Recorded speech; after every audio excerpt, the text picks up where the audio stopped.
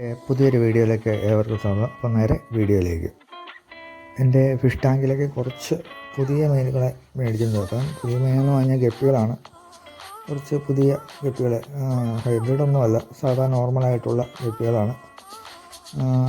അപ്പം അതിനെയാണ് മേടിച്ചത്. ഒരു 10-12 ഉണ്ട്. അപ്പോൾ അവയെ ഉടനെ നമ്മൾ റിലീസ് ചെയ്യുന്നില്ല. അപ്പം നമ്മൾ കവറും ടാങ്കിൽ മുക്കി വെക്കുകയാണ് ചെയ്തതെന്ന്. അപ്പോൾ ഒരു കുറച്ചൊരു 30 മിനിറ്റ് നമ്മൾ അതിനകത്ത് കവർ വെച്ചിട്ടുണ്ട്. അപ്പോൾ അതിന് ശേഷം അതിനെ നമ്മൾ റിലീസ് ചെയ്തു.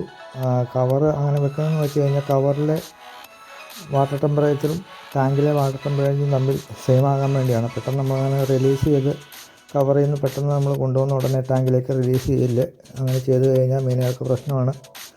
ടെമ്പറേച്ചർ വ്യത്യാസം ഉണ്ടാകുന്ന പല അസുഖങ്ങളും മീനുകൾക്ക് ഉണ്ടാകുകയും മീനിൻ്റെ ഹെൽത്തിനെ അത് ബാധിക്കുകയും മീൻ പെട്ടെന്ന് ചത്തു പോകാനുള്ള സാധ്യതയുണ്ട്. അപ്പോൾ അതുകൊണ്ടാണ് നമ്മൾ കവറും ടാങ്കിൽ കുറച്ച് നേരം വെച്ചിട്ട് ടെമ്പറേച്ചർ ഒന്ന് കറക്റ്റാകാൻ വേണ്ടി ഏകദേശം ഒരു 30 മിനിറ്റോളം വെച്ചാൽ മതിയായിരിക്കും.